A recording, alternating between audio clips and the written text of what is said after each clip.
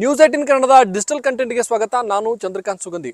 ಬೆಳಗಾವಿಯಲ್ಲಿ ನಡೆದಂತಹ ಬಹುಕೋಟಿ ಹಣ ದುರುಪಯೋಗ ಪ್ರಕರಣದ ಮುಖ್ಯ ಆರೋಪಿ ಶಿವಾನಂದ ನೀಲಣ್ಣ ಅವರಿಗೆ ಈಗ ಬೆಂಗಳೂರಿನ 92ನೇ ಸಿಟಿ ಸಿವಿಲ್ ನ್ಯಾಯಾಲಯ ಈಗ ಜಾಮೀನನ್ನು ಕೊಟ್ಟಿರ್ತಕ್ಕಂಥದ್ದು. ಸೋಮವಾರ ಇಲ್ಲವೇ ಮಂಗಳವಾರ ಶಿವಾನಂದ ನೀಲಣ್ಣ ಅವರು ಬೆಳಗಾವಿ ಹಿಂಡಲಗಾ ಜೈಲಿನಿಂದ ಬಿಡುಗಡೆಯಾಗುವಂತಹ ಸಾಧ್ಯತೆ ಇದೆ. ಇದು ಮಧ್ಯಂತರ ಜಾಮೀನಾಗಿದ್ದು ಮತ್ತೆ ವಿಚಾರಣೆಯನ್ನ ನಡೆಸಿ CID ಯಿಂದ ಅಬ್ಜೆಕ್ಷನ್ ಇದ್ರೆ ಅದನ್ನು ಕೂಡ ಕೇಳುವಂತ ಹಿನ್ನೆಲೆಯಲ್ಲಿ ಜೂನ್ 27ಕ್ಕೆ ದಿನಾಂಕವನ್ನು ಕೂಡ ನಿಗದಿ ಮಾಡಲಾಗಿರ್ತಕ್ಕಂಥದ್ದು. ಮೇ 14ರಂದು ಬೆಳಗಾವಿಯ ಶಿವಂ ಅಸೋಸಿಯೇಟ್ ಮೇಲೆ AC ಶ್ರವಣ್ ನಾಯಕ್ ಮತ್ತು ಪೊಲೀಸ್ ಅಧಿಕಾರಿಗಳು ಹಾಗೆ ಸಹಕಾರಿ ಇಲಾಖೆ ಅಧಿಕಾರಿಗಳು ಜಂಟಿ ದಾಳಿಯನ್ನು ನಡೆಸಿದ್ರು. ಈ ಸಂದರ್ಭದಲ್ಲಿ ಕೋಟ್ಯಾಂತರ ರೂಪಾಯಿ ವ್ಯವಹಾರವನ್ನು ನಡೆದ್ರು ಕೂಡ RBI ಸೇರಿದಂತೆ ಯಾವುದರಿಂದಲೂ ಕೂಡ ಅನುಮತಿಯನ್ನು ಪಡೆದಿರಲಿಲ್ಲ. ಹೀಗಾಗಿ ಈ ಒಂದು ಪ್ರಕರಣ ರಾಜ್ಯದಲ್ಲಿ ಸಂಚಲನ ಮೂಡಿಸಿತ್ತು. ಅದೇ ರೀತಿ ಶಿವಂ ಅಸೋಸಿಯೇಟ್ನ ಮಾಲೀಕ ಸಂಸ್ಥಾಪಕ ಶಿವಾನಂದ ನೀಲಣ್ಣ ಅವರು ಕೊಟ್ಟಂತಹ ಹೇಳಿಕೆಗಳು ಕೂಡ ಸಾಮಾಜಿಕ ಜಾಲತಾಣದಲ್ಲಿ ದೊಡ್ಡ ಒಂದು ಸದ್ದನ್ನು ಮಾಡಿದ್ದು. ಅವರು ನಾನು ಮುಖ್ಯಮಂತ್ರಿ ಆಗ್ತೀನಿ, ಹಾಗೇನೆ 224 ಕ್ಷೇತ್ರಗಳನ್ನ ಗೆದ್ದೇ ಬಿಡ್ತೀನಿ ಅಂತಕ್ಕಂಥ ನಿಟ್ಟಿನಲ್ಲಿ ಸಾಕಷ್ಟು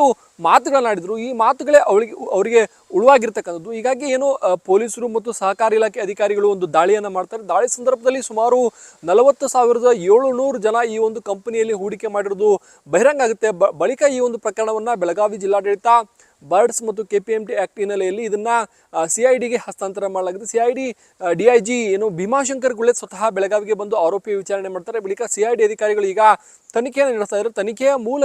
ತನಿಖೆಯ ಪ್ರಕಾರ ಸುಮಾರು 2,400 ಕೋಟಿಗೂ ಹೆಚ್ಚು ಹಣ ಈ ಒಂದು ಸಂಸ್ಥೆಯಲ್ಲಿ ಹೂಡಿಕೆಯಾಗಿರ್ತಕ್ಕಂಥದ್ದು. ಹೂಡಿಕೆ ಆದ ಹಣಕ್ಕೆ ಹೆಚ್ಚು ಬಡ್ಡಿ ಕೊಡ್ತೀನಿ ಅಂತ ಹೇಳಿ ಜನರನ್ನ ಆಕರ್ಷಣೆ ಮಾಡಲಾಗಿದೆ. ಜೊತೆಗೆ ಅಂತಂದ್ರೆ ಹೂಡಿಕೆ ಆದ ಹಣದಲ್ಲಿ ಸುಮಾರು 100 ಕೋಟಿ ರೂಪಾಯಿ ಷೇರು ಮಾರುಕಟ್ಟೆಯಲ್ಲಿ ಹಾಕಿ ಅದು ಕೂಡ ನಷ್ಟ ಆಗಿದೆ ಅಂತಕ್ಕಂಥ ಮಾಹಿತಿ. ಒಟ್ಟು 2,400 ಕೋಟಿ ರೂಪಾಯಿ ಜನ ಹೂಡಿಕೆಯನ್ನು ಮಾಡಿದ್ದಾರೆ. ಅದೆಲ್ಲವನ್ನು ಕೂಡ ಲೆಕ್ಕವನ್ನ ತೆಗೆದ್ರೆ ಅದರಲ್ಲಿ ಸುಮಾರು 660 ಕೋಟಿಗೂ ಹೆಚ್ಚು ಹಣ ವ್ಯತ್ಯಾಸ ಬರ್ತಾ ಇದೆ. ಈ ಹಣವನ್ನ ಶಿವಾನಂದ ನೀಲಣ್ಣ ಅವರು ಯಾವ ಮೂಲಗಳಿಂದ ಜನರಿಗೆ ಗ್ರಾಹಕರಿಗೆ ವಾಪಸ್ ಕೊಡ್ತಾ ಇದ್ರು ಅಂತಕ್ಕಂಥದ್ದು ಕೂಡ ಸಾಕಷ್ಟು ಪ್ರಶ್ನೆಯನ್ನು ಮೂಡಿರ್ತಕ್ಕಂಥದ್ದು. ಮತ್ತೊಂದು ಕಡೆ ಶಿವಾನಂದ ನೀಲಣ್ಣ ಅವರು ಸುಮಾರು ಈ ಒಂದು ಶಿವಂ ಅಸೋಸಿಯೇಟ್ ನಲ್ಲಿ ಬಂದಂತ 55 ಕೋಟಿಗೂ ಹೆಚ್ಚು ಹಣವನ್ನ ವೈಯಕ್ತಿಕ ಖಾತೆಗೆ ಬಳಕೆ ಮಾಡಿರ್ತಕ್ಕಂಥದ್ದು. ಅದೇ ರೀತಿ ಅನೇಕ ಕಡೆಗಳಲ್ಲಿ ಸಾರ್ವಜನಿಕ ಕಾರ್ಯಕ್ರಮಕ್ಕಾಗಿ ಕೋಟ್ಯಾಂತರ ರೂಪಾಯಿ ವೆಚ್ಚವನ್ನು ಮಾಡಲಾಗಿದೆ.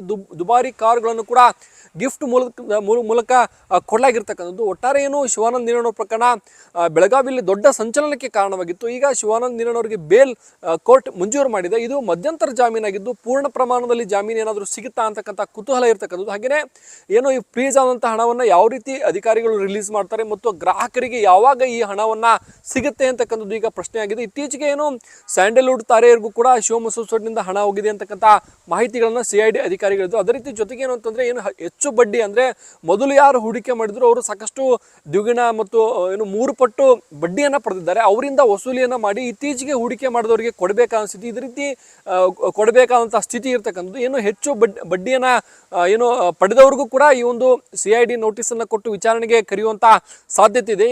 ಶಿವಂ ಅಸೋಸಿಯೇಟ್ನ ಮಾಲೀಕ ಶಿವಾನಂದ ನೀಲಣ್ಣ ಅವರು ಬಂಧನವಾದ ಬಳಿಕ 2ನೇ ಮಾಲೀಕರು ಮತ್ತು ಅವರ ಸಿಬ್ಬಂದಿ ಎಲ್ಲರೂ ಕೂಡ ಕೆಲವರು ಪರಾರಿಯಾಗಿದ್ರು. 2ನೇ ಆರೋಪಿ ಚಿಕ್ಕೋಡಿ ಮೂಲದ ವ್ಯಕ್ತಿ ಪರಾರಿಯಾಗಿದ್ದ. ಅವರೆಲ್ಲರೂ ಕೂಡ ಬಂಧನ ಆಗಬೇಕಿದೆ. ಇದು ಕಂಪ್ಲೀಟ್ ವಿಚಾರಣೆ ಇನ್ನೂ ಕೂಡ ಬಾಕಿ ಇರೋ ಹಿನ್ನೆಲೆಯಲ್ಲಿ ಈಗ ಶಿವಾನಂದ ನೀಲಣ್ಣ ಅವರಿಗೆ ಮಧ್ಯಂತರ ಜಾಮೀನು ಸಿಕ್ಕಿದೆ. ಜಾಮೀನಿನಲ್ಲಿ ಬೆಳಗಾವಿಯನ್ನು ಬಿಟ್ಟು ಅಥವಾ ದೇಶ ಬಿಟ್ಟು ಹೋಗಬಾರದು ಮತ್ತು ತನಿಖೆಗೆ ಸಹಕಾರ ಕೊಡಬೇಕು ಅಂತಕ್ಕಂಥ ಸೂಚನೆಯನ್ನು ಕೂಡ ಕೋರ್ಟ್ ಕೊಟ್ಟಿರ್ತಕ್ಕಂಥದ್ದು. ಈ ಒಂದು ಪ್ರಕರಣ ಏನಿದೆ, ಈ ಒಂದು ಪ್ರಕರಣ ದೊಡ್ಡ ಸಂಚಲನಕ್ಕೆ ಯಾಕೆ ಕಾರಣ ಆಯಿತು ಅಂತಂದ್ರೆ ಇವರ ಸಾಮಾಜಿಕ ಜಾಲತಾಣದಲ್ಲಿ ಹೇಳಿಕೆ ಆಗಿರ್ಬೋದು. ಜೊತೆಗೆ ಅಂತಂದ್ರೆ ಇವರು ಕೇವಲ ಸಾಮಾನ್ಯ ಜನರಷ್ಟೇ ಅಲ್ಲ, ಮಾಜಿ ಸೈನಿಕರನ್ನ ಕೂಡ ಟಾರ್ಗೆಟ್ ಮಾಡಿ ಅವರಿಂದ ಹೆಚ್ಚಿನ ಪ್ರಮಾಣದಲ್ಲಿ ಈ ಒಂದು ಸಂಸ್ಥೆಯಲ್ಲಿ ಹೂಡಿಕೆ ಆಗಿರ್ತಕ್ಕಂಥದ್ದು. ಮಾಜಿ ಸೈನಿಕರು ಕೂಡ ಕೆಲವರು ಆತಂಕವನ್ನು ವ್ಯಕ್ತಪಡಿಸಿದ್ರು. ಆದರೆ ಇದುವರೆಗೂ ಕೂಡ ಯಾರು ಕೂಡ ದೂರು ಬಂದು ಕೊಟ್ಟಿಲ್ಲ. ಯಾಕಂದ್ರೆ ದೂರು ಕೊಟ್ಟರೆ ಇದು ಸಮಸ್ಯೆ ಆಗುತ್ತೆ ಅನ್ನೋ ಕಾರಣಕ್ಕಾಗಿ ಬಹುತೇಕರು ಹಿಂದೇಟನಾಗ್ತಕ್ಕಂಥದ್ದು. ಇದು ಬೆಳಗಾವಿ ಜಿಲ್ಲಾಡಳಿತಕ್ಕೆ ಗೊತ್ತಾಗಿ ಮಾರ್ಕೆಟ್ ಇಂಟೆಲಿಜೆನ್ಸಿ ಆಧರಿಸಿ ಒಂದು ದಾಳಿಯನ್ನ ಮಾಡಿ ಪರಿಶೀಲನೆ ನಡೆಸಿ ಅದರ ಮೇಲೆ CID ಎನ್ಕ್ವೈರಿ ಕೂಡ ಸದ್ಯ ನಡೀತಾ ಇದೆ. ಈಗ ಮುಖ್ಯ ಆರೋಪಿಗೆ ಬೇಲ್ ಸಿಕ್ಕಿರ್ತಕ್ಕಂಥ. ಮತ್ತೊಂದು ಕಡೆ CID ಅಧಿಕಾರಿಗಳಿಗೆ ಮಹಾರಾಷ್ಟ್ರದಲ್ಲಿ ಆಗಿರ್ತಕ್ಕಂಥ ಹೂಡಿಕೆ, ಅಲ್ಲಿ ಆಗಿರ್ತಕ್ಕಂಥ ಕಾರ್ಯಕ್ರಮಗಳು, ಅದನ್ನ ತನಿಖೆ ಮಾಡುವುದು ಬಿಗ್ ಚಾಲೆಂಜ್ ಈಗ ಎದುರಾಗಿರ್ತಕ್ಕಂಥದ್ದು. ಒಟ್ಟಾರೆ ಶಿವಾನಂದ ನೀಲಣ್ಣ ಅವರು ಸದ್ಯ ಜಾಮೀನಿನ ಮೇಲೆ ಹೊರ ಬಂದರೂ ಕೂಡ ತನಿಖೆ ಮುಂದುವರಿಲಿದೆ. ಅದೇ ರೀತಿ ಗ್ರಾಹಕರಿಗೆ ಹಣವನ್ನು ವಾಪಸ್ ಕೊಡಿಸುವ ನಿಟ್ಟಿನಲ್ಲಿ CID ಯಾವ ರೀತಿ ಕೆಲಸ ಮಾಡುತ್ತೆ ಅಂತಕ್ಕಂಥದ್ದು ಈಗ ಮುಂದಿನ ದಿನದಲ್ಲಿ ಕಾದು ನೋಡ್ಬೇಕಿದೆ. ಯಾಕಂದ್ರೆ 40,700 ಗ್ರಾಹಕರು ಅಂದ್ರೆ ದೊಡ್ಡ ಪ್ರಮಾಣದಲ್ಲಿ ಗ್ರಾಹಕರು ಹೂಡಿಕೆಯನ್ನು ಮಾಡಿದ್ದಾರೆ. ಕೇವಲ ಕರ್ನಾಟಕ ಅಷ್ಟೇ ಅಲ್ಲದೆ ಮಹಾರಾಷ್ಟ್ರ, ಗೋವಾದಿಂದ ಕೂಡ ಅನೇಕರು ಹೂಡಿಕೆಯನ್ನು ಮಾಡಿರ್ತಕ್ಕಂಥದ್ದು. ಮೌತ್ ಪಬ್ಲಿಸಿಟಿ ಅಂದ್ರೆ ಬಾಯಿಂದ ಬಾಯಿಗೆ ಹರಡಿ ಈ ಒಂದು ಸಂಸ್ಥೆ ಇಷ್ಟು ದೊಡ್ಡ ಪ್ರಮಾಣದಲ್ಲಿ ಬೆಳೆದು ನಿಂತಿದೆ. 2016ರಲ್ಲಿ ಆರಂಭವಾದಂತಹ ಶಿವಂ ಅಸೋಸಿಯೇಟ್ 10 ವರ್ಷಗಳ ಕಾಲದಲ್ಲಿ ಸುಮಾರು 2,400 ಕೋಟಿಯಷ್ಟು ಹಣ ಹೂಡಿಕೆಯನ್ನ ಮಾಡೋದ್ರಲ್ಲಿ ಜನರ ವಿಶ್ವಾಸವನ್ನು ಗಳಿಸಿತ್ತು. ಆದರೆ KPMD ಆ್ಯಕ್ಟ್ ಮತ್ತು ಏನು ಬರ್ಡ್ಸ್ ಆ್ಯಕ್ಟ್ ಅಡಿಯಲ್ಲಿ ಯಾವುದೇ ರೀತಿ ಇವರು ಏನು ಅನುಮತಿಯನ್ನು ಪಡೆದಿಲ್ಲ. ಹಾಗೆಯೇ ಜನರ ಹಣವನ್ನು ದುರ್ಬಳಕೆ ಮಾಡಿದ್ದಾರೆ ಅಂತಕ್ಕಂಥ ಆರೋಪದ ಹಿನ್ನೆಲೆಯಲ್ಲಿ ಒಂದು ದಾಳಿಯನ್ನು ನಡೆಸಲಾಗಿತ್ತು. ಒಟ್ಟಾರೆ ಏನು ಈಗ ಈ ಒಂದು ಪ್ರಕರಣ ತನಿಖಾ ಹಂತದಲ್ಲಿ ಈಗ ಮುಖ್ಯ ಆರೋಪಿಗೆ ಒಂದು ಬೇಲ್ ಸಿಕ್ಕಿರ್ತಕ್ಕಂಥದ್ದು. ಬೇಲ್ ಸಿಕ್ಕ ಬಳಿಕವೂ ಕೂಡ CID ಅಧಿಕಾರಿಗಳು ಯಾವ ರೀತಿ ತನಿಖೆಯನ್ನು ಮುಂದುವರಿಸ್ತಾರೆ ಅಂತಕ್ಕಂಥದ್ದು ಈಗ ಕುತೂಹಲಕ್ಕೆ ಕಾರಣವಾಗಿದೆ. ನಿರ್ಭೀತ, ನಿಷ್ಪಕ್ಷಪಾತ, ವಿಶ್ವಾಸಾರ್ಹ ಸುದ್ದಿಗಳಿಗೆ ಮತ್ತೊಂದು ಹೆಸರಾಗಿರುವಂತ News18 ಕನ್ನಡ ಈಗ ಆಪ್ನಲ್ಲೂ ಲಭ್ಯವಿದೆ.